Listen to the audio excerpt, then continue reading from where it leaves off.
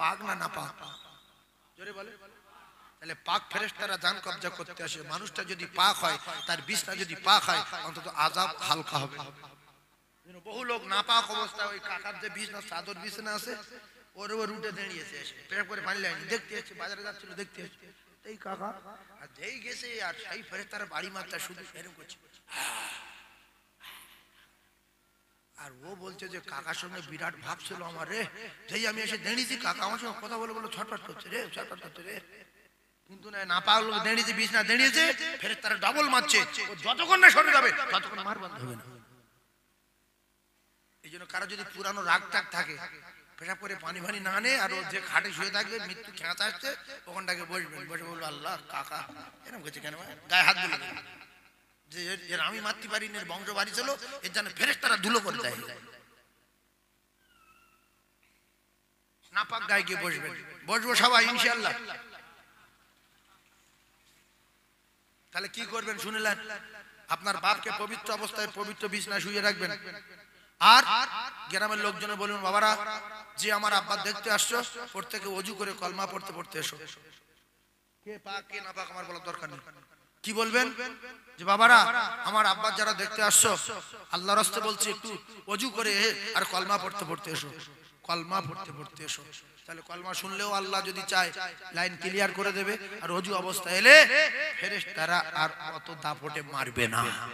দ্বিতীয় কথা, আপনার বাড়ির বৌমা, আপনার স্ত্রী কিংবা আপনার বৌমা কিংবা আপনার জনম দুঃখী মা বিছনায় পড়ে আছে, জিভ বেরিয়ে যাচ্ছে, চোখ বেরিয়ে যাচ্ছে, কলিজার টুকরা ভাইরা বোঝার চেষ্টা করুন। হঠাৎ করে দুটো মেয়ে এসে আপনার মায়ের মাথার ধারে বসেছে, মাথায় হাত বুলোচ্ছে, কিন্তু মেয়ে দুটো নাপাক। মেয়ে দুটো ওইভাবে হাত পা খিঁচছে, চোখ বার করছে, জিভ বেরিয়ে যাচ্ছে, আ করে ডাকছে।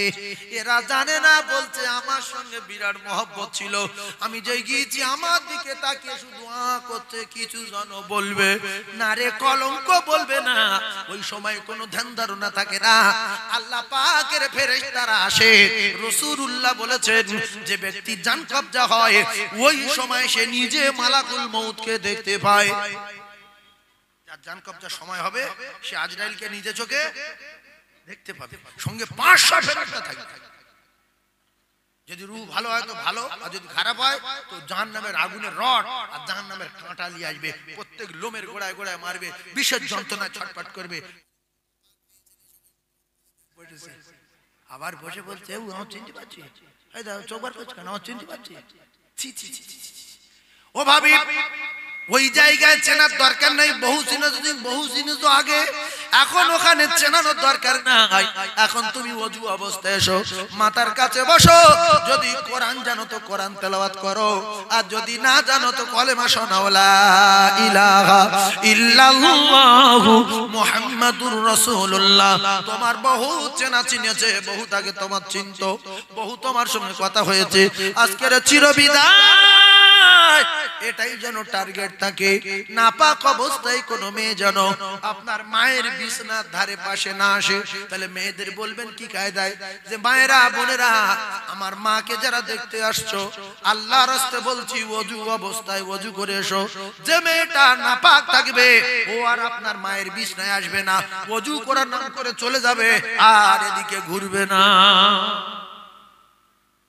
আর একটা সবচেয়ে বড় জিনিস শোনেন, অনেক মানুষ বিছনায় পায়খানা করে শুয়ে আছে, দুটো পায়ে ধরে বলছি সন্তানদের বলে দেবেন, অনেক মানুষ লুঙ্গি পেশাব করে ফেলেছে, প্রথম আজরাইল দেখে 500 ফেরেশতা দেখে, এখন ওই অবস্থায় শুয়ে আছে লুঙ্গি পেশাব করে, এত শাস্তি হচ্ছে, এত যন্ত্রণা হচ্ছে, মৃত্যু হয় না। এইবারে গ্রামের লোক বলছে হায় রে হায়, কি শাস্তি, কি শাস্তি। হঠাৎ একটা মাওলানা আসলো, কিংবা একটা হাফেজ সাহেব আসলো, কিংবা একটা ইমাম আসলো, এসে বলছে বাবারা এত বিরাট কষ্ট হচ্ছে, আমার একটা কথা শোনো, ঝট করে তোমার বাপের গোসল করিয়ে দাও, বিছনা কাপড় পাল্টে দাও। যেই গোসল করিয়ে দিল, দেখে পাছায় পায়খানা, লুঙ্গিটা পেশাবে ভিজেছিল, গোসল করিয়ে আবার অন্য কাপড়ে শুয়ে দেওয়ার সঙ্গে সঙ্গে আব্বার জানটা কবজা হয়ে গেল। এতক্ষণ পায়খানার পেশাবের উপরে ছিল বলে আজরাইল শাস্তি দিচ্ছিল। সেই জন্য আপনারা আমরা প্রত্যেকে মৃত্যুবরণ করব, আল্লাহর কসম ছেলেদের বলবেন বাপ আমি যখন মৃত্যু শয্যায় শায়িত হয়ে যাব, দম আসবে 1 মিনিট হয়ে যাবে, আবার পরে 1 মিনিট পরে আসছে, 30 সেকেন্ড পরে আসছে, চোখ বেরিয়ে যাচ্ছে, তখন বারবার করে আমার লুঙ্গিটা আর আমার বিছনাটা চেক করবি, আমি যেন নাপাক অবস্থায় না মরি। দরকার হলো একটা লোকের 500 টাকা দেবেন, যে তোর 500 টাকা দেবো, আমার আব্বার পাশে তুই বসে থাকবি যতক্ষণ না মরবে, 2 দিন পর তুই বসে থাকলি 1000 দেবো, 3 দিন না মরলি 1500 দেবো, তুই শুধু দেখবি লুঙ্গি পেশাব না করে আর পায়খানা না করে থাকে, যদি করে একটু পরিষ্কার করে দিবে। কথা বুঝে আসলো? তাহলে মেয়েদের বিয়ে যদি করবো না, বলবো মায়েরা আমার মাকে যারা দেখতে আসছো ওযু করে কলমা পড়তে পড়তে এসো, যে নাপাক থাকবে সে আর আসবে না। আর ছেলেদের বলবেন বাবারা আমার আব্বার যারা দেখতে আসছো তোমরা এক কাজ করো, ওযু করে কলমা পড়তে পড়তে এসো, তাহলে যে নাপাক থাকবে পেশাব করে পানি লাইনি আব্বার বিছানায় এসে উঠেছে। ভাইজান আমার বাবা দিরা, যদি কথাগুলো ভালো লাগে মরে যাব, যদি বিশ্বাস হয় তাহলে এই কথাগুলো আমল করবেন, বাড়িতে গিয়ে বলবেন, ঠান্ডা মাথায় বোঝার চেষ্টা করুন। আল্লাহ নবী দিন ও দুনিয়ার বাদশা বিশ্ব নবী হাবিবুল্লাহর এক সাহাবী নাম তার আব্দুল্লাহ আনসারী রাদিয়াল্লাহু তাআলা আনহু, ঠান্ডা মাথায় বোঝার চেষ্টা করুন। বিশ্ব নবী হাবিবুল্লাহ মসজিদে নববীতে নামাজ পড়ে, আব্দুল্লাহ আনসারী মদিনায় যায়, কিতাবে লেখা রে আব্দুল্লাহ আনসারী বিশেষ করে ফজরের নামাজ পড়ে দৌড়ে বাড়ি চলে আসে, নবীর পিছনে সময় দেয় না, নবীর পিছনে এক মুহূর্ত থাকতে পারে না। কয়েকদিন হয়ে গেল, রিপোর্ট দিল সাহাবায়ে কেরাম, ইয়া রাসূলুল্লাহ আব্দুল্লাহ আনসারী আপনার পিছনে নামাজ পড়ে অথচ এক মুহূর্ত সময় দেয় না, বসে না, ব্যাপারটা কি বোঝা যাচ্ছে না? আল্লাহ রাসূল কয়েকদিন পরে কয়েকজন সাহাবাকে সঙ্গে নিয়ে আব্দুল্লাহ আনসারী বাড়ি গেলেন, আসসালামু আলাইকুম উত্তর দিলেন না, আবার সালাম দিলেন, আসসালামু আলাইকুম উত্তর দিলেন না, তৃতীয়বার সালাম দিলেন, আসসালামু আলাইকুম, তৃতীয়বারে সালামের জবাব দিয়ে রাসূলুল্লাহর কাছে এসে কাঁদে, ইয়া রাসূলুল্লাহ। নবী বললেন, আব্দুল্লাহ শোনো, আমি নবী যদি কারোর উপরে রেগে যাই, আমি নবী যদি কারোর উপরে অসন্তুষ্ট হয়ে যাই, তুমি এটা জানো আমার আল্লাহ তার জান্নাতে দেবে না। বলছে, ইয়া রাসূলুল্লাহ জানি। তাহলে প্রথম সালাম দিলাম উত্তর দিলে না কেন? দ্বিতীয় সালাম দিলাম উত্তর দিলে না কেন? আব্দুল্লাহ আনসারী বলে, ভাবিরা 3 পয়সার মালিকের গিন্নিরা, আমি এই 3 পয়সার মালিকের গিন্নি বলি কেন? ও কলিজার টুকরা ভাবির একটু বোঝার চেষ্টা করুন। ধনী যারা ছিল তাদের কথা একটুখানি বলবো, তাদের তুলনায় আমরা কিচ্ছু না। ফেরাউনের টাকা বেশি না আপনার স্বামীর টাকা বেশি, নমরুদের টাকা বেশি না আপনার স্বামীর টাকা বেশি, কারুনের টাকা বেশি না আপনার স্বামীর টাকা বেশি, না আপনার বাপের বেশি। আপনার বাপ, আপনার ভাইরা ভাই, আপনার খালাতো ভাই সব যদি এক জায়গায় করেন, ফেরাউনের টাকার কাছে কিচ্ছু না। কথা ঠিক না ভুল? ভাই ঘুমালে হবে না, এরপরে জটিল জটিল তথ্য দেবো। আমি তো একদম হাসাবো না বলে নিয়ত করেছি, কিন্তু ঘুমালে কিন্তু হাসাবো। ইয়া রাসূলুল্লাহ, ইয়া হাবিবাল্লাহ, আপনি যখন প্রথম সালাম দিলেন তখন আমার স্ত্রী নামাজ পড়ছে, আল্লাহর সঙ্গে কথাবার্তা বলছে, আমি উলঙ্গ অবস্থায় গর্তের ভিতরে, আমি কি করে আমার স্ত্রীকে ডাকতে পারি, আর কি করে আমি আপনার সালামের জবাব দিতে পারি? আমি উলঙ্গ গর্তের ভিতরে। দ্বিতীয়বার সালাম দিলেন, তখনও ইয়া রাসূলুল্লাহ আমি তখনও গর্তের ভিতরে, আমার স্ত্রী নামাজে, আমি কি করে ডাকতে পারি? আমার স্ত্রী আল্লাহর সঙ্গে কথাবার্তা বলছে। ইয়া রাসূলুল্লাহ, ইয়া হাবিবাল্লাহ, তৃতীয়বার যখন সালাম দিলেন তখন আমার স্ত্রী সালাম ফিরিয়ে দিয়ে দৌড়ে আমার গর্তের ভিতরে ঢুকে কাপড় দিল, আমি কোন রকমে জড়িয়ে আপনার সালামের জবাব দিয়েছি। ইয়া রাসূলুল্লাহ, বড় গরীব, ক্ষমা দিন, ক্ষমা দিন, ক্ষমা করে দিন। আল্লাহ নবী এই কথা শুনে চোখের পানি জারি হয়ে যায়, সাহাবায়ে কেরাম কাঁদে, হায় এ কি গরীব, এ কি কথা শুনলাম। বিশ্ব নবী বললেন, আব্দুল্লাহ আনসারী, তোমার কথা শুনে বিরাট ভালো লাগলো, এত কষ্টে রয়েছে তথাপি এক ওয়াক্ত নামাজ ছাড়ো না। ও ভাবি গো, ৬০-৭০টা শাড়ি নিয়ে বাক্সের ভিতরে রেখেছো, এক ওয়াক্ত নামাজ পড়ো না, দোজখে যাবার চিন্তা ভাবনা।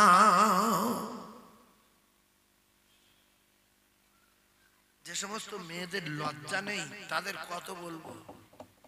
মানুষের লজ্জা যদি থাকতো, আজকের এই বাস শুনে অন্তত যে কটা নারী শুনছে সেই কটা সব কটা নামাজি হয়ে যায়। এই কার বলে না নাগনি কাননি, কার বলে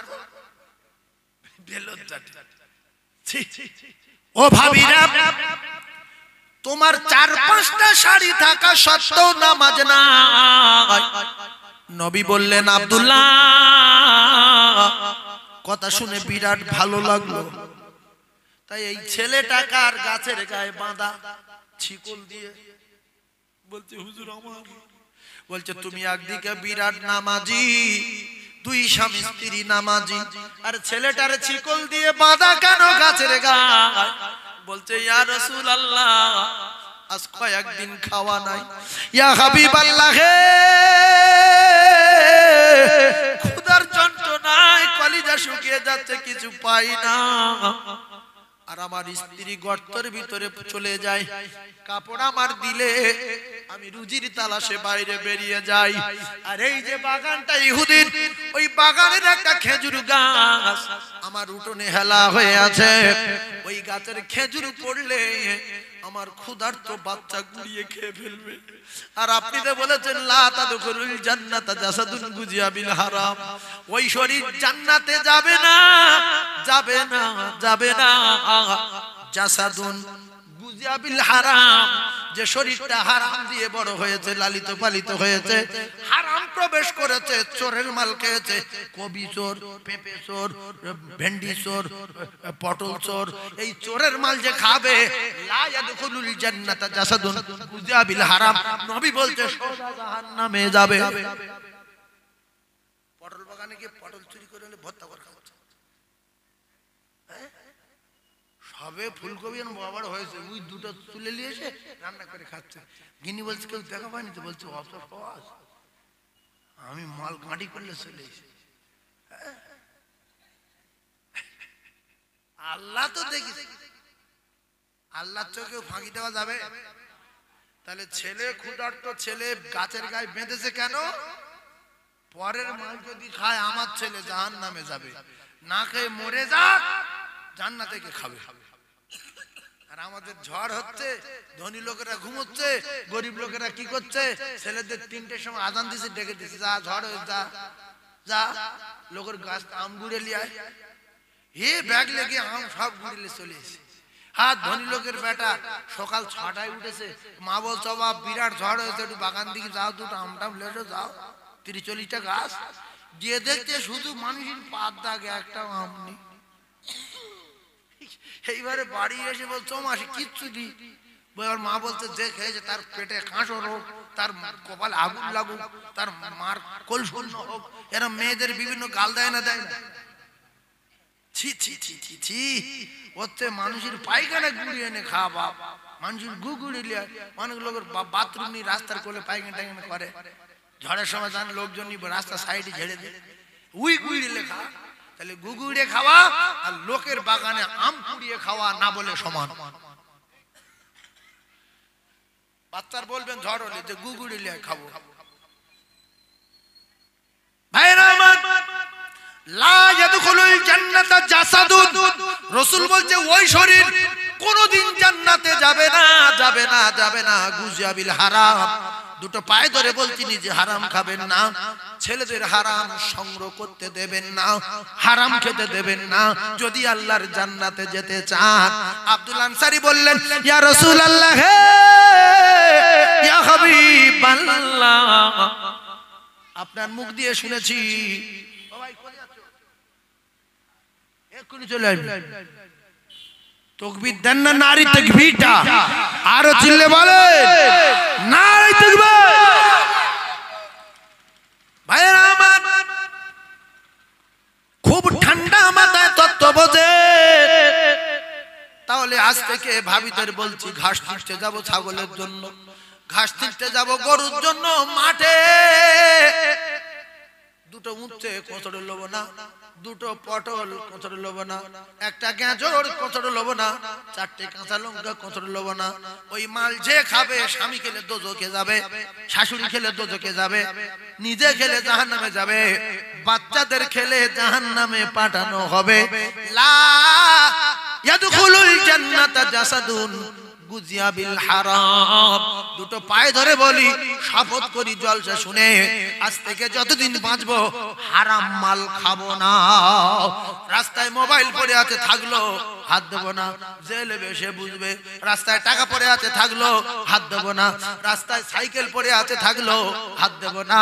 ও কলিজার টুকরারা, যুবকেরা, চরম বদদোয়া, চরম শাস্তি হবে যার সাইকেল হারিয়ে গেছে। ও বিরাট কান্না কাঁদছে, আল্লাহ বট গাছে করে রাখলো, নিল কে? আল্লাহ আমি খুব গরিব মানুষ, যে সাইকেল নিয়ে গেছে চুরি করে, আল্লাহ ওর বাচ্চা কাচ্চা ধ্বংস করো, আল্লাহ ও যেন পঙ্গু হয়ে যায়। বলে একদিন সেই সাইকেল রং পং করে নতুন করে যাচ্ছিল, লরি ধাক্কা মেরেছে, পোস্টার মেরে দুটো হাত খুঁজে গেছে। সারা জীবন রড দেয়া, সাইকেল চুরি করো, সাইকেল চুরি করো। হ্যাঁ, মজলুমের বদদোয়া লাগবে না, লাগবে না। রাসূল বলেছে তিনজনের দোয়া, সালাসু দাওয়াতুল মুস্তাবাতুল লা শাক্কা ফি দাওয়াতুল মাজলুম। তোমার বাপের নাম ভুলে যাবে কোন মানুষের যদি দুঃখ দাও। এজন্য ডাকাত ধরা পড়ে মার খেয়ে মরে যায়, ডাকাতের ছেলে মেয়ে মরে যায়, ডাকাতের গিন্নির বড় বড় রোগ হয়। কারণ একটা বাড়িতে বিয়ে হবে পরশুদিন, খবর পেয়ে 4 জন ছেলে বুড়ো ধরেছে, ঠেঙিয়ে টাকাগুলো কেড়ে নিয়েছে। বুড়ো বলছে জীবনে মারিনি, টাকালে মেয়ের বিয়ে হোক না হোক, তুই টাকালে যা মারিনি, ফের ভিক্ষা করে পরে মেয়ে বিয়ে দেবো। টাকা নিয়ে চলে গেল। 2 স্বামী স্ত্রী কেঁদে বলে আল্লাহ মেয়ের বিয়ে তো দিতে পারবো না। তো যাই হোক, ডাকাত আল্লাহ আমার চুরি করেছে, আপনি জানেন কি কষ্টের টাকা, আল্লাহর বংশ যেন ধ্বংস হয়, ওর যেন অকাল মৃত্যু হয়। আল্লাহর কসম, নবী বলেছে মজলুমের দোয়া 7 আসমান ভেদ করে, আল্লাহর আরশে আজিমে যায়, মাঝখানে কোথাও কোনো পর্দায় আটকাতে পারে না। ওই ডাকাতের 12টা বাজিয়ে দেবে আমার আল্লাহ।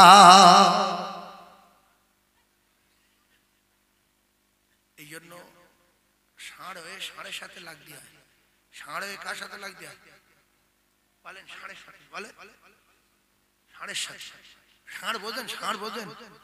গরুর যে মদ্দাটা, ওই যে রাস্তায় ছাড়া থাকে না, মোটা মোটা ঘাড়, কাঁধ, এই মোটা কাঁধ, আর সারা এলাকার ফাউ ঘাস খাইয়ে শিং এইরকম, কাঁধ এরা মোটা, ঝিঁক ঝিঁক এত উঁচু। হঠাৎ গ্রামে ঢুকে দেখছে গরু বাঁধা আছে, ও বলছে এই লাগবি। এ গরু বলছে বাপ পালা, বাপ পালা। কে রে তুই? পালা পালা। বলছে তোর মেরে ফেলো তো ভাই। চা করে তাল মেরে, যেই মেরে গরুর মালিক দেখতে পেয়ে দৌড়ে আসলো, ষাঁড়ের 2-4 কা ধরতে পারলে দিল, না ধরতে পারলো ষাঁড় পালালো। অনেকে ধরতে পারার পরে গায়ে হাত দেয় না, রূপসায়রা দেখে যে কোথা আমার মেরে ফেলবে, শুধু দূর থেকে বলছে যা বাবা, যা বাবা, যা। আল্লাহর কসম, কিতাবে লেখা কিয়ামতের কঠিন দিনে যখন বিচার হবে, ওই দুর্বল গরুটা আল্লাহর কাছে বলবে আল্লাহ এ আমার ঘুঁটিয়ে ছিল, এর বিরাট বিরাট শিং ছিল, হে মোটা। আল্লাহ বলবে তোর আমি অর্ডার দিলাম, তুই চলে যা, ওর যে কবার তাল মেরে তুই তাল মার, তোর ঘাড় হচ্ছে মোটা করে দিচ্ছি, শিং হচ্ছে মজবুত করে দিচ্ছি। এরা তাল মারবে, বিরাট জোরে জোরে মারবে, ভেড়ার ভেড়ার মারবে, ছাগলের ছাগলের মারবে, কুকুর কুকুরের কামড়ায়, দেখেছেন দুর্বল কুকুর সবল কুকুর কামড়ায়, ঘাড়ে ধরে আসুন ঝাড়া মারছে, আর দুর্বল কুকুর শুধু বলছে ছেড়ে দে ছেড়ে দে ছেড়ে দে ছেড়ে দে ছেড়ে দে। কলিজার টুকরা ভাইয়েরা আমার, দুর্বল কুকুরটা ছাড়ে না, শেষের বেলা ঘাড়ে রাগ বাগলা তুলে দিল, ওই ঘাড়ে পোকা হলো, ওই কুকুর ঝটপট করে করে কিছুদিন পরে মারা গেল। কিয়ামতের মুসিবতের দিন ছাগলের বিচার করবে, এমনি করে ভেড়ার বিচার করবে, কুকুরের বিচার হবে, ষাঁড় গরু যদি দুর্বল গরু কামড়া বিচার হবে। তারপরে আল্লাহ বলবে কুনতু তুরাবা, যা মাটি হয়ে যা, জান্নাতের মাটি হয়ে যা। ও কলিজার টুকরারা, বিচার শুরু হবে। একটা জানোয়ার যদি অন্যায় করে তার যদি বিচার হয়, মানুষ তো জানোয়ারের চেয়ে কোটি কোটি গুণ ভালো।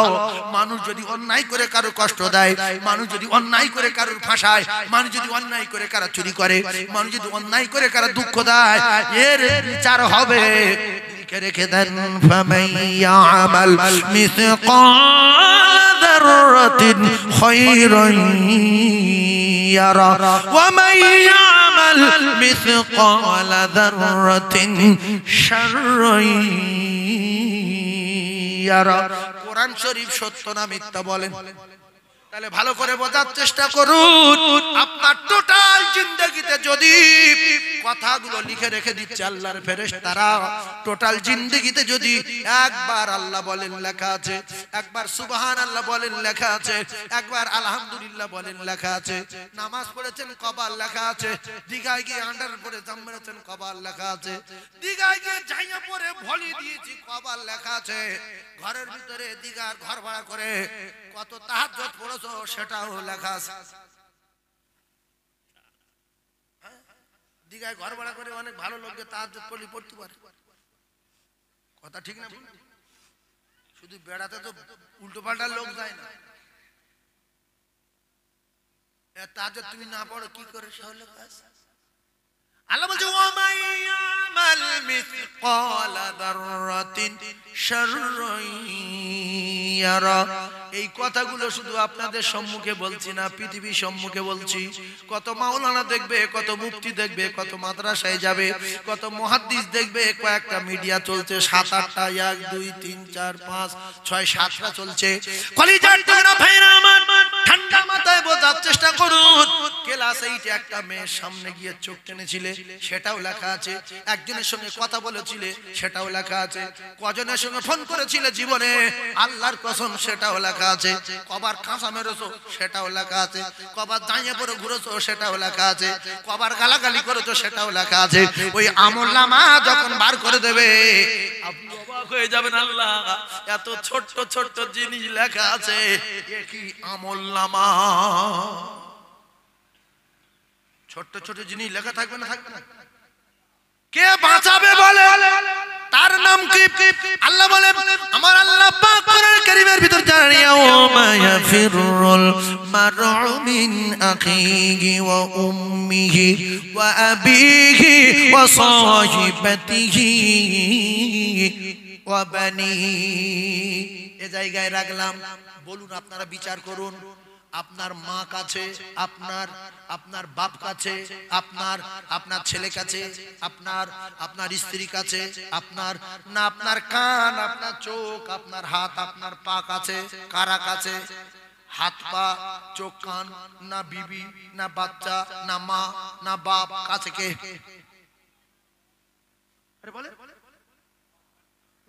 মা বাপ। মানুষ এত বোকা থাকে? এই হচ্ছে জ্ঞানী মানুষ। ছেলে আমার কোলে বসে থাকলে তো চোখ কাছে, ছেলে আমার কোলে থাকলেও চোখ কাছে, হাত কাছে। আমার আল্লাহ বলেন, আল-ইয়াওমা নাখতিমু আলা আফওয়াহিহিম ওয়া তুকাল্লিমুনা আইদিহিম ওয়া তাশহাদু আরজুলুহুম বিমা কানু ইয়াকসিবুন। আপনার মা বাপ দূরে, ছেলে মেয়ে দূরে, কলিজার টুকরা স্ত্রী দূরে, কলিজার টুকরা বেটা বেটি দূরে। আমার আল্লাহ জানান, কিয়ামতের মুসিবতের দিন আমি আল্লাহ জবানে তালা মারবো মিথ্যাবাদীদের, জবানে তালা মেরে হাতের জবান খুলে দেব। আল্লাহর কসম, সেদিন হাত আপনার পক্ষে আসবে না। তাহলে কোথায় মা পরিচয় দেবে, কোথায় বাপ পরিচয় দেবে, কোথায় ছেলে, কোথায় মেয়ে? এরা অনেক দূরে। আল্লাহ বলছে নিজের হাত নিজের হবে না, নিজের হাত নিজের হবে না। কোরআন শরীফ এই হাত টোটাল জিন্দগিতে কোথায় কার কলমের বেড়ে সর্বনাশ করেছো। অনেক চালাক লোক যেমন পেজ মারবো ওর বাপের নাম ভুলিয়ে দেবো, গালাগালি করব না, রাস করব না, গ্রামের লোকে জানাবো না, ঘরে শুয়ে শুয়ে কলমের পেজ মারবো, ওর বাপের নাম ভুলে যাবে। আল্লাহ বলছে তুই ওর বাপের নাম ভুলাবি, আমি তো 14 পুরুষের নাম ভুলিয়ে দেবো।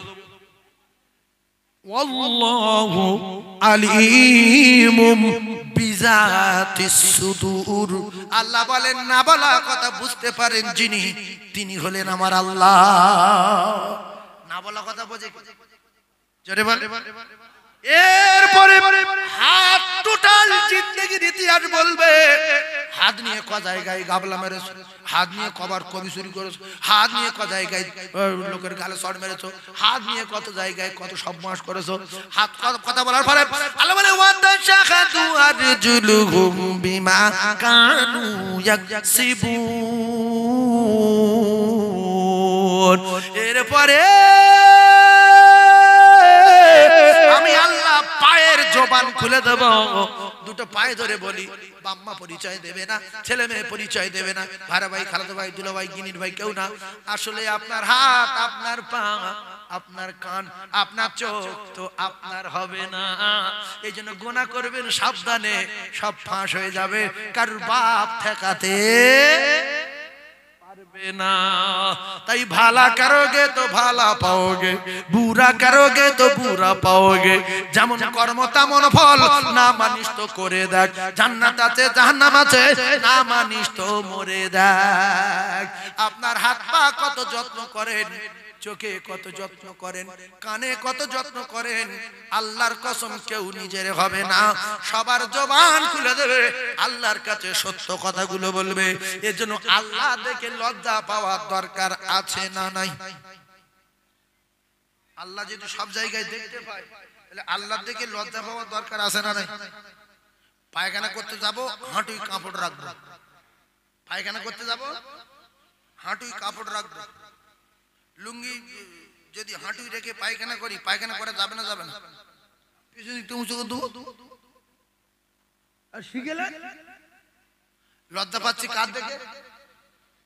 আল্লাহর দেখে। ইন্নাল্লাহা সামিউম বাসীর। আল্লাহ বলে আমি আল্লাহ, তুই যা আলোচনা করছিস আমি আল্লাহ সব দেখতে শুনতে পাচ্ছি।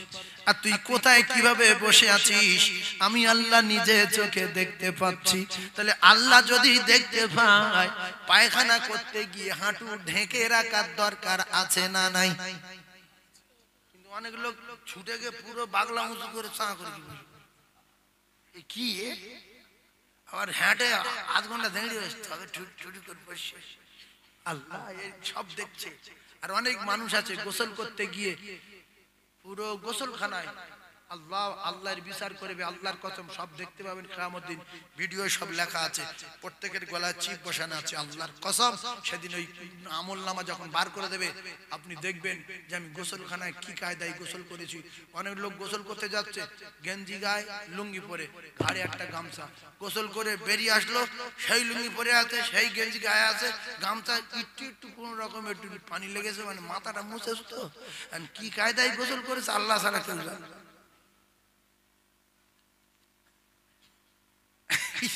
কি করে না আল্লাহ জানে। তাহলে গোসলখানার ভিতরে আল্লাহ দেখতে পায় না? পায় না? জোরে বলে। এ দেখছে দরজা লাগিয়ে দিয়েছি, ওইদিকে লাইট জ্বালিয়ে দিয়েছি, জানালা অনেক উঁচুই, ফের এই হালকা কাঁচ, মোটা কাঁচ এরকম করে দেওয়া আছে, তাহলে আর কারুর চোখ আসছে না। সুতরাং লুঙ্গি যেন ভেজে না।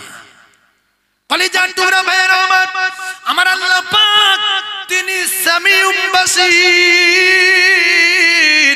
আমি আপনাদের দুটো পায়ে ধরে বলে যাচ্ছি, গোসলখানার গিয়ে ভিতরে বিয়ে ভাববেন পৃথিবীর কেউ যদি না দেখতে পায়, আমার আল্লাহ ছাদের তলায় দেখতে পায় যেরকম, মাটির তলায় দেখতে পায় সেরকম, পাহাড়ের তলায় যেরকম দেখতে পায়, পাহাড়ের উপরে সেরকম দেখতে পায়। তাহলে গোসলখানায় আল্লাহ চোখ যায় না? যায় না?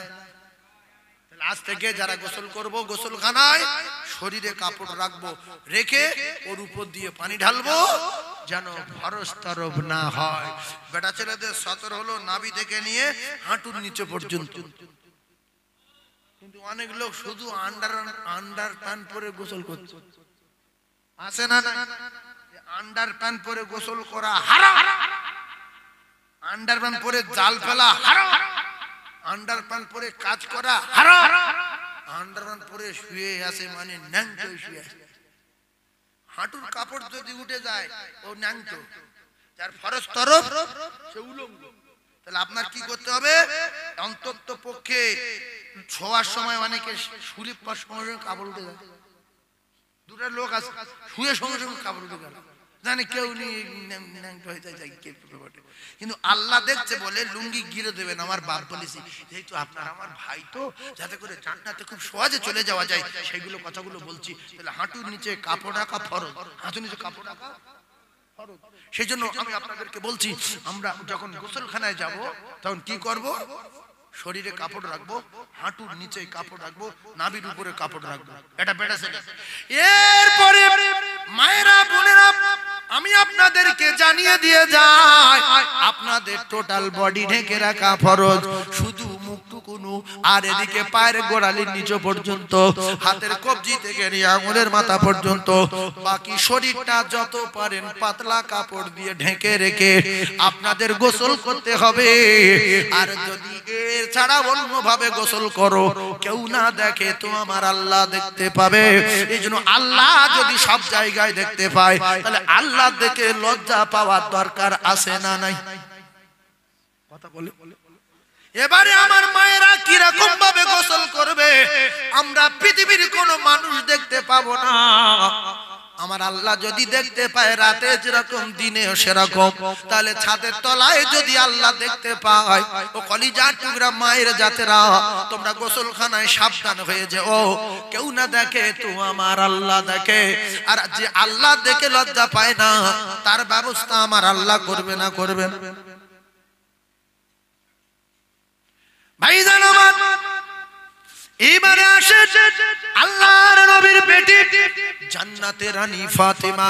নবীর বেটি কি বললাম? জান্নাতের রানীর নাম কি? জোরে বলে। ফাতেমা। ও ভাবিরা একটু শুনেলেন? ভাবিরা কি দু চারজন আছে? চূড়ান্ত পর্যায়ের রস দেবো ভাবিদের, গলাই করা আওয়াজ, জীবনের মধ্যে শিক্ষা। ওয়াজ শুনতে আজ স্বাদ মিটে যাবে। যে ভাবি ওয়াজ শোনে না, সে অনেকটা বেঁচে যাবে। এই জন্য আমি আপনাদের বলি, যারা গ্রামগঞ্জে বাস করেন বিরাট ফেঁসে যাবেন, বিরাট বিপদে পড়বেন। যদি আমার সঙ্গে যোগাযোগ করেন তাহলে আমি এক কাজ করব, সুন্দরবন জঙ্গলের মাঝখানে, জঙ্গল এলাকায় যারা বাস করে ওদের সঙ্গে কন্ট্যাক্ট করে বোট ভাড়া করে সব পার করতে দেবো। কেন বলেন? বিপদ থেকে বেঁচে যাবেন।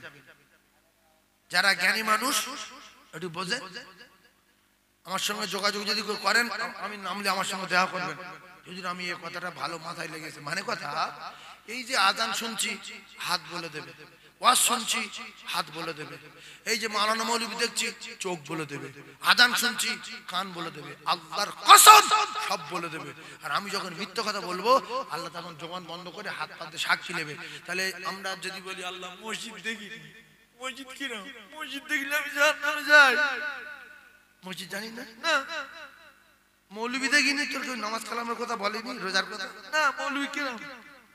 তাহলে জান্নাত দিতে কিছু জানে। আচ্ছা, তারপর তুই কোরআন শরীফ তোর আমলে ছিল না? না, কোরআন শরীফ ছিল না। এটা বিশাল বিপদ, কিছু দেখি।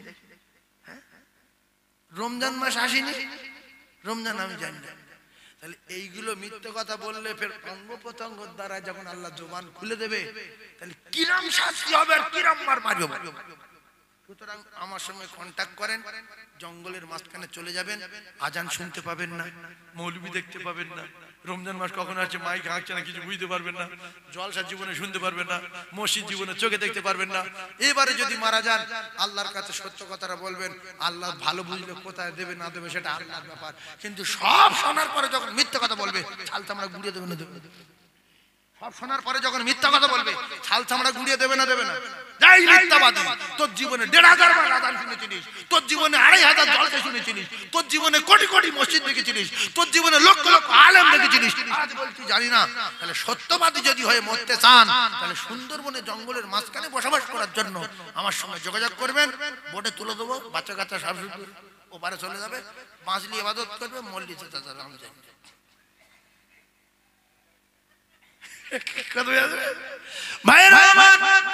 এইবারে আসে জটিল কথা। নবী নন্দিনী জান্নাতে রানীর বাড়ি, হযরত আলীর বাড়ি, ওই একই ফাতেমার বাড়ি, মানে হযরত আলীর বাড়ি, একই ব্যাপারে। এই সুযোগে একটা কথা বুঝেলেন, মা বাপ যতদিন বেঁচে থাকে, তবে সব ভাই না, মা বাপ যতদিন বেঁচে থাকে অনেক বোনেদের কলিজা ঠান্ডা থাকে। মা বাপ মারা গেলে এমন ভাই দুনিয়া আছে বোনেদের আর জায়গা দেয় না, যদিও ভাই হালকা জায়গা দেয়, ভালোবাসে। ভাবিরা কায়দাবাজি করে বোনের ভাইয়ের শত্রু করে দেয়, আর ওই বোন কাঁদতে কাঁদতে আর শ্বশুর বাড়ি থেকে বাপের বাড়ি যায় না, আর কাঁদে, আব্বা তুই চলে গেছিস, জীবনের মতো আমার যা উঠে গেছে, ও মা তুই চলে গেছিস, আমার নিয়ে যেতে পারতিস মা, তোর জন্য আমার বড় কষ্ট হয়, তুইও নাই, আমার আব্বা নাই দুনিয়ায়। এজন্য দেখবেন ভাইদের চেয়ে বেশি আব্বা তার মেয়ের বাড়ি যায়। বড় ছেলে বলছে আমি যাবো না, ছোট বলছে আমি যাবো না, মেজর বলছে আমি যাবো না, বুড়ো মানুষ দুটো প্যারা নিয়ে, দুটো কোলা নিয়ে, চারটে চিপ নিয়ে কষ্ট করে হেঁপে গেল, আমা আয় বাবা নাতি কয় নাতি কয়। তখন বলছে আব্দুর ওই ছুটে আয়, তোর নানা আসছে, ব্যাগ ডালে ব্যাগ ডালে ব্যাগ ডালে, ব্যাগ লে বাড়ি গিয়ে নানা ধরে লেগে এটা বার করছে ওটা বার করছে, হাম খাচ্ছে। মেয়ে এসে বাপের মাথায় হাত দুলে, আব্বা কি কষ্ট হয়েছে, পা কাহাকে তো আগে, এখন কারেন্ট ছেড়ে দিচ্ছে, কারেন্ট থাকলে পাকে ঘুরছে, আল্লাহ এত কষ্ট করে এসেছি। বলছে মা তোর জন্য আমার বিরাট কষ্ট হয়, সেই জন্য মাসি বিশ্বনবী হাবিবুল্লাহ আকায়ে নামদার তাজদারে মদিনা জান্নাত রানী রাসূলুল্লাহ যতদিন বেঁচে ছিলেন অধিকাংশ সময় খাতিনে জান্নাতের কাছে আসতেন, এসে বলতেন মা কেমন আছো মা, আমার মা। আল্লাহর নবীর বেটি জান্নাতে রানী জীবনে কোনোদিন স্বামীর দোষ দেয়নি। এজন্য বিশ্ব নবী বলেছিলেন বিয়ের সময়, ফাতেমা ফাতেমা তোমার কোন ব্যবহারে কোনোদিন আমার জামাই আলী যেন কষ্ট না পায়, আমার জামাই আলী যেন দুঃখ না পায় ফাতেমা, কারণ তোমার কাছে পৃথিবীর সবচেয়ে বড় মেহমান হলো তোমার স্বামী। একটা কথা, স্ত্রীর কাছে পৃথিবীর সবচেয়ে বড় মেহমান কে?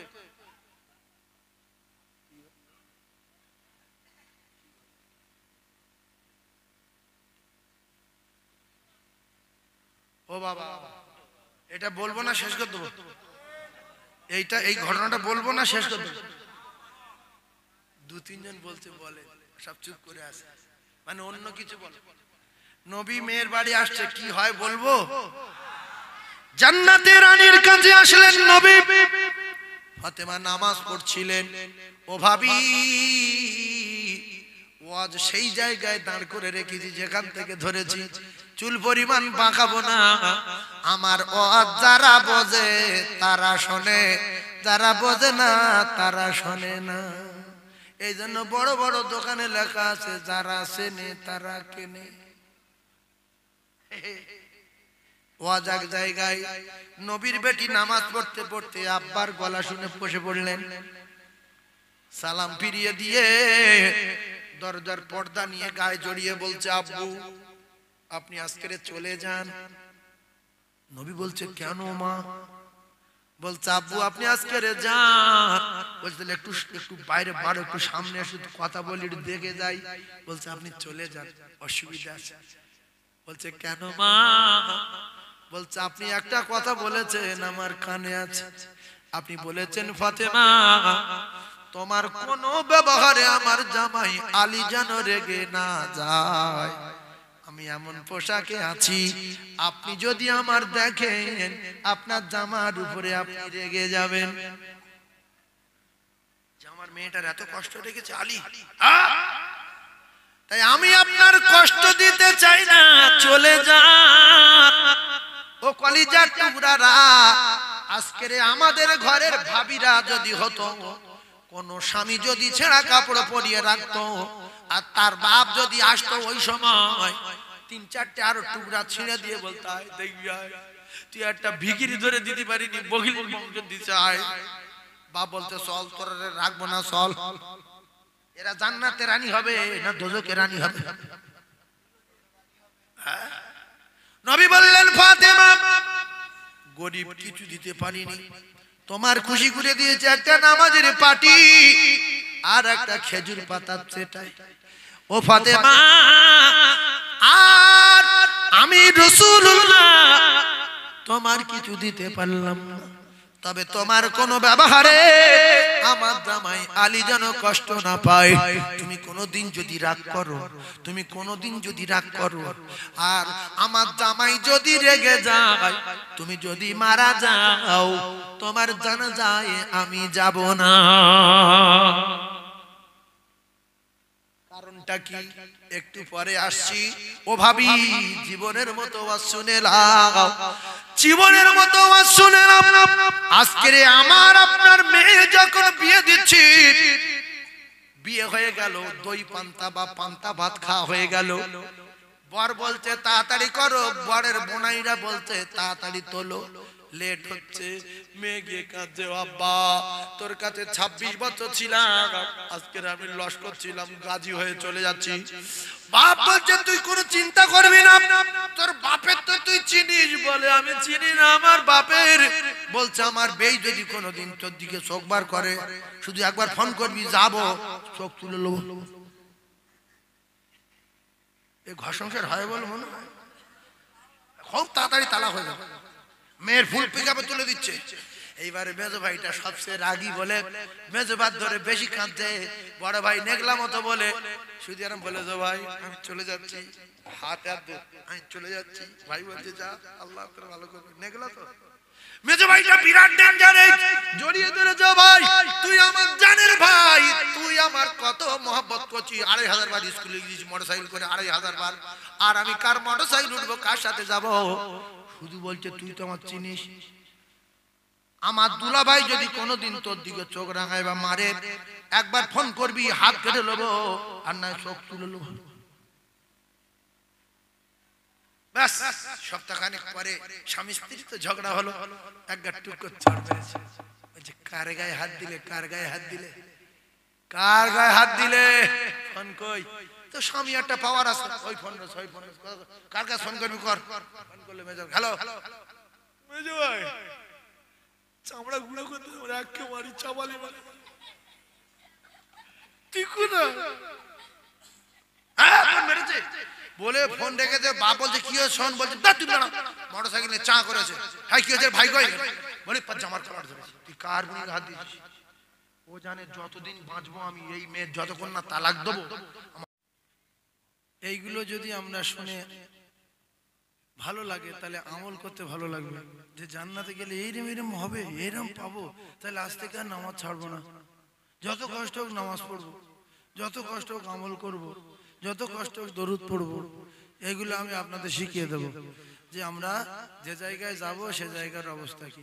ঘর বাড়িগুলো সোনার আর রূপার, লম্বা চওড়া কত, এগুলো জেনে রাখলে ভালো লাগবে। এক একটা লোক কত বড় বাড়ি পাবে। এই জন্য তো আমরা আমল করছি, একটা ব্যবসা করছি, ইমানি ব্যবসা।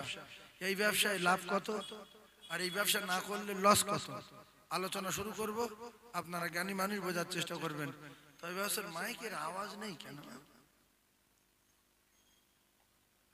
একটু দাও বাবা, মাইক মাইক কই গো, একটু দাও। এই দেখো তোমার টেনশন নেই, কমিটির লোকেরা ভুমরু গেরাম, ভুমরু মনে করো তুমি পাক দাও, তার লাস্টে কি হবে দেখা যাবে। ভুমরু মনে করো, ভুমরু, ব্যাস। দরুদ শরীফ আল্লাহুম্মা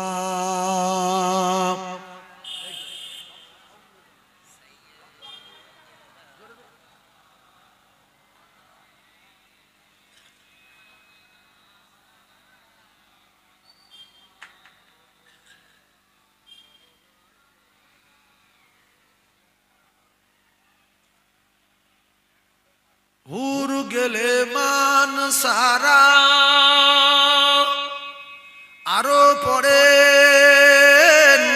ফেরেশতারা পড়িতে আসেন তারা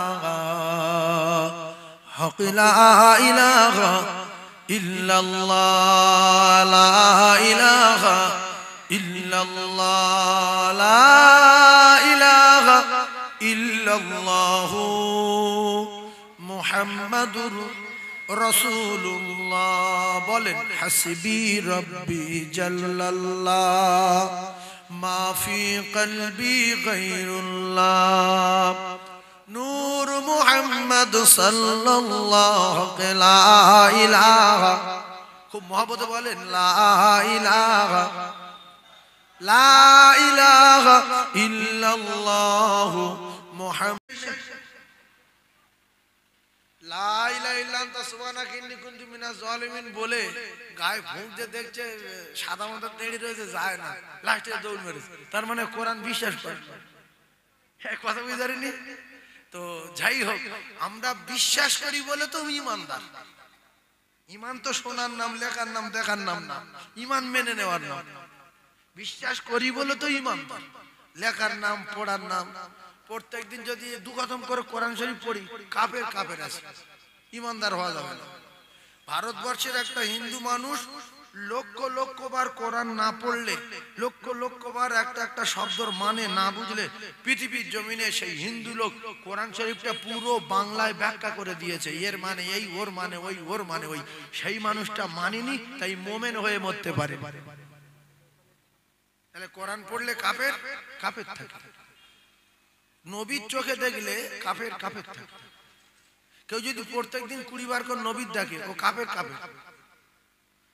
আবু জেহেল নবীর বহু দেখেছে আবু লাহাব সে দুটো মেয়েকে বিয়ে দিল আবু লাহাবের ছেলে দুটো উতবা আর উতাইবা আল্লাহর নবী দুটো মেয়ের সাথে নিজের দুটো ছেলেকে বিয়ে দিল নাম দুটো কি বললাম বলে উতবা আর উতাইবা একটু মনে করেন উতবা আর উতাইবা এই দুটো কাফেরের বেটা এর কাফের ঘোষণা করেছে দোজখী ঘোষণা করেছে জাহান্নামী ঘোষণা করেছে আল্লাহ পাক ওই কাফেরের নামে একটা সূরা কোরআনে নাযিল করেছে 30 পারা কোরআনের ভিতরে কোনো জায়গায় কোনো কাফেরের নামে সূরা নাই একটা সূরা আছে এই বেঈমানের নামে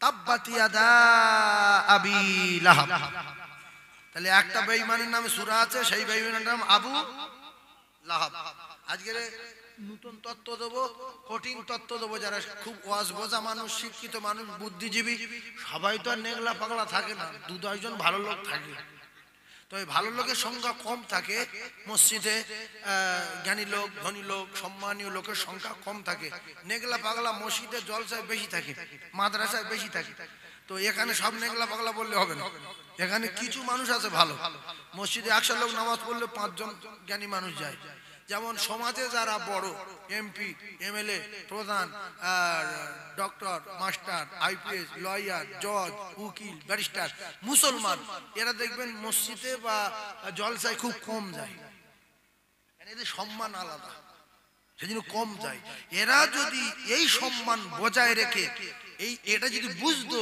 যে আল্লাহ আমার এমপি করিয়েছে আমি এমপি হতে পারিনি আল্লাহ আমার এমএলএ করিয়েছে আমি হতে পারিনি আল্লাহ আমার ডক্টর করিয়েছেন আমি হতে পারিনি আল্লাহ আমার আইপিএস করিয়েছেন লয়ার করেছেন জজ করেছেন উকিল করেছেন আমি হতে পারিনি তাহলে এরা সবাই যদি সেই আল্লাহ শুকর আদায় করে 5 ওয়াক্ত নামাজ পড়তো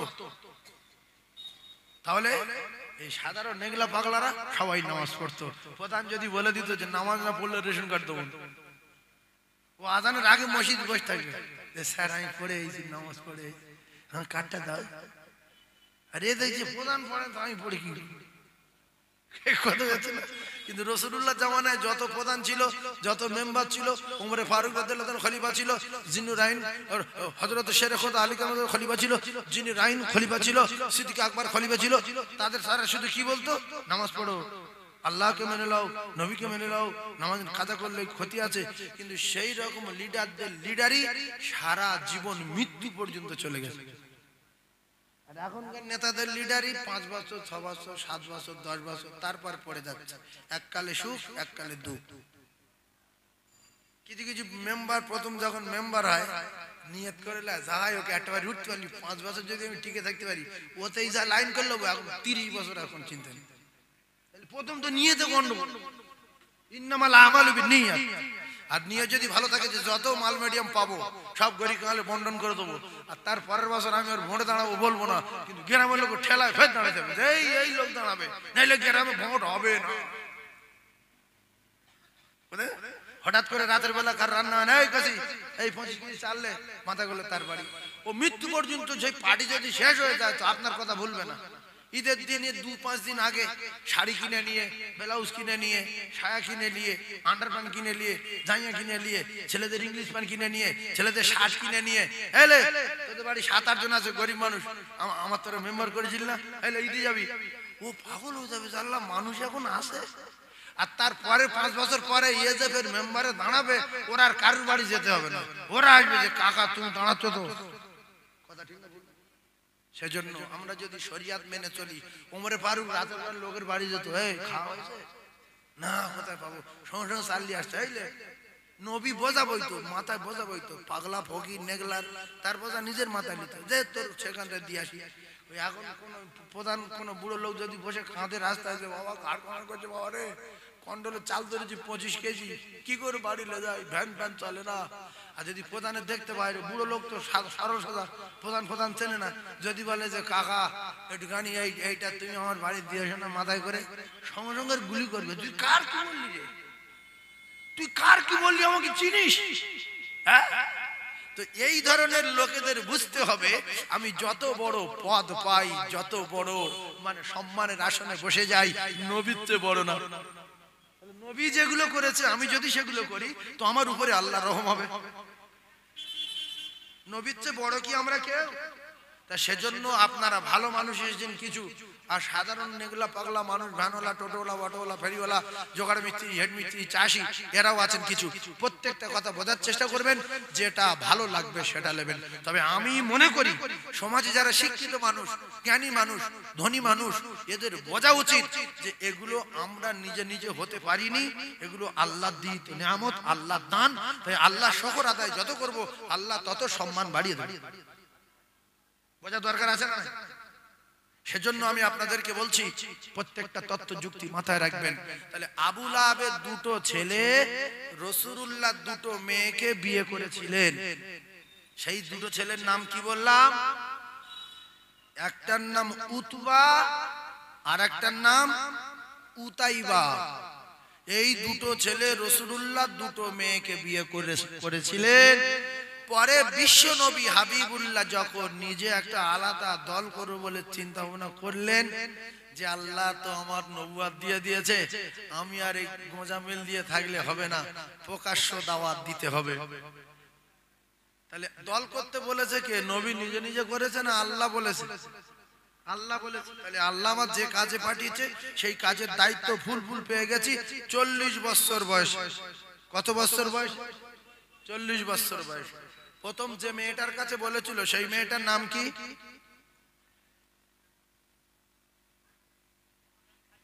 হ্যাঁ, সুবহানাল্লাহ। তুমি নিচেই কেন? এখানে এসো, এসো না, তোমার এখানে বলছি কথা শোনো না, আরব থেকে ঘুরে তুমি কোনো করছো?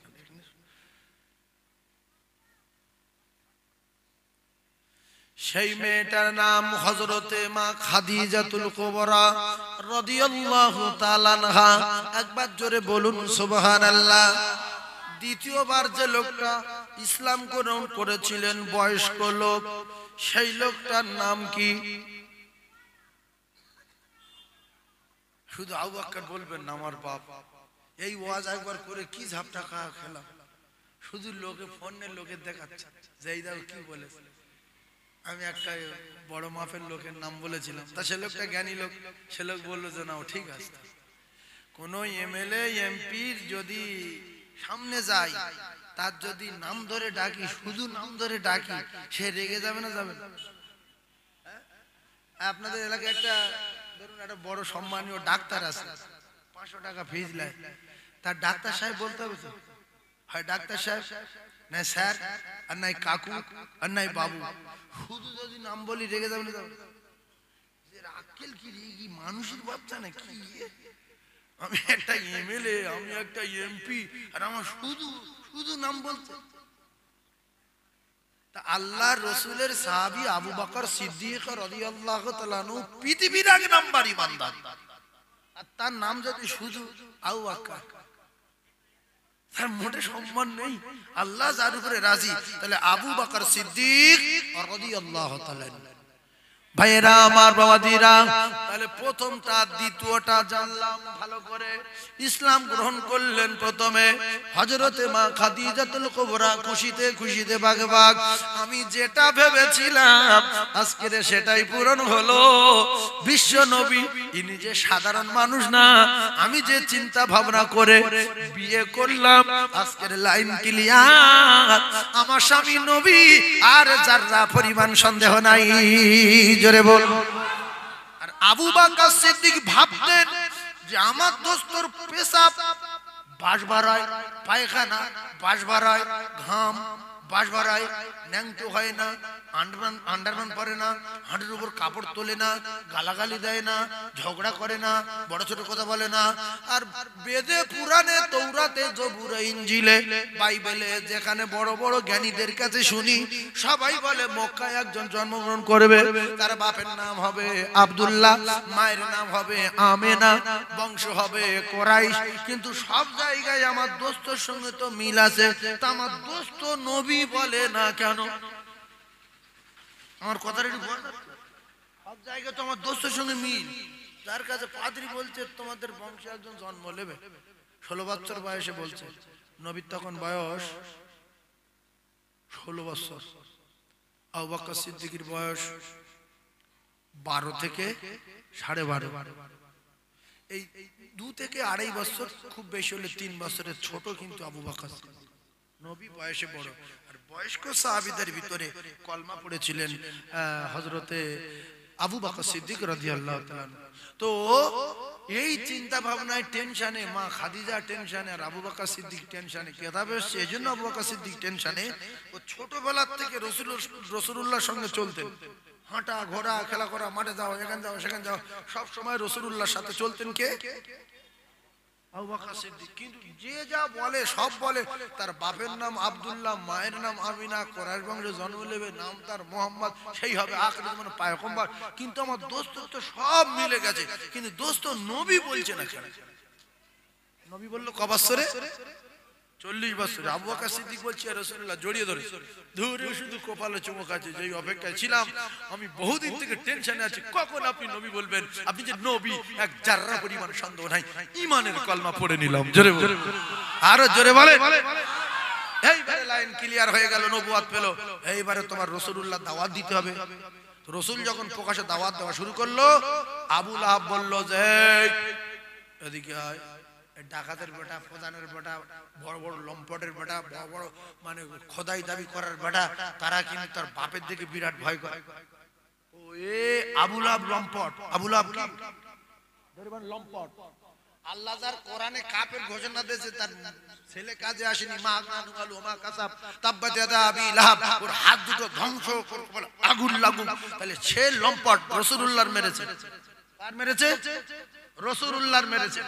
তো এই লম্পটটা বলল এক্ষুনি মুহাম্মাদের দুটো মেয়ের তালাক দিতে হবে, সে আমার বিরুদ্ধে দল করছে। কার মেয়ের? আল্লাহর দুটো মেয়ের। তো বাধ্য হয়ে সেই দুটো মেয়েকে তালাক দিল। যে মেয়ে দুটোকে তালাক দিয়েছিল, সংক্ষেপে আলোচনা, এক কথায় রাসূলুল্লাহর সেই দুটো মেয়ে ছাড়িয়ে নিয়ে প্রথমে বিয়ে দিলেন একটা মেয়ে উসমান গনি রাদিয়াল্লাহু তাআলা আনহুর সাথে। কার সাথে? উসমান গনি। এইবারে উসমান গনি রাদিয়াল্লাহু তাআলার সঙ্গে যখন বিয়ে দিলেন, আবার ও মেয়েটা মারা গেল। মারা গেলে আবার ওই আবু লাহাবের দুটো ছাড়া যে বৌমা দুটো ছেড়ে দিল, আর একটা মেয়ে ছিল, সেই মেয়েটা ফের উসমান গনি রাদিয়াল্লাহু তাআলার সঙ্গে বিয়ে দিলেন। এই হলো রাসূলুল্লাহ দুটো মেয়ে উসমান গনি রাদিয়াল্লাহু তাআলাকে বিয়ে করেছিলেন। এই হলো জিন্নুরাইন, দুই নূরের অধিকারী উসমান গনি রাদিয়াল্লাহু তাআলা। রাসূলুল্লাহ দুটো মেয়ে বিয়ে করেছিলেন, কিন্তু এর আগে ওই দুটো মেয়ের বিয়ে হয়েছিল, যার সঙ্গে হয়েছিল একটার নাম উতবা আবু লাহাবের বেটা, আর একটার নাম উতাইবা আবু লাহাবের বেটা। ভাইরা আমার, বাবাজিরা, এবারে একের পর এক তত্ত্ব আপনারা বোঝার চেষ্টা করুন। ছেলে কাজে আসেনি, তার মাল কাজে আসেনি, তার সম্পদ কাজে আসেনি। আল্লাহ কোরআনে পরিষ্কার করে দিলেন, মা আগনা আনহু মালুহু ওয়া মা কাসাব। একটু বোঝার চেষ্টা করুন। বদরের যুদ্ধ হলো, আর বদরের যুদ্ধ এই বেঈমানটা যায়নি, তার নাম আবু লাহাব। বদরের যুদ্ধে কে যায়নি জোরে বলেন?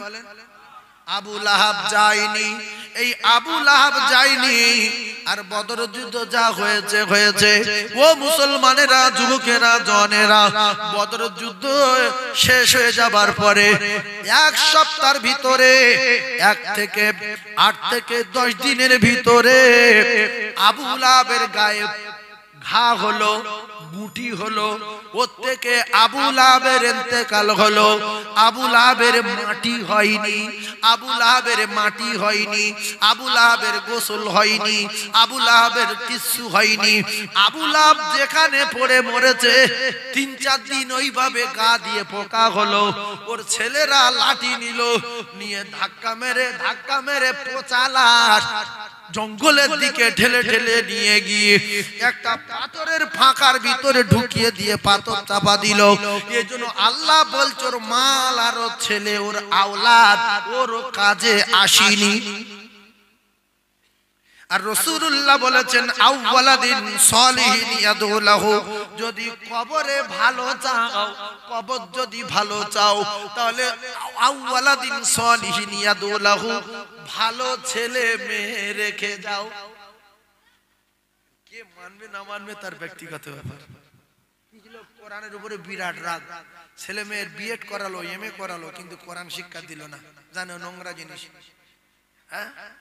লক্ষ লক্ষ টাকা খরচা করে ওদিকে শিখিয়েছে, এদিকে শেখায়নি। কারণ আমার মরণের পরে যদি হাত তুলে বলে, রব্বির হামহুমা কামা রব্বায়ানি সগীরা।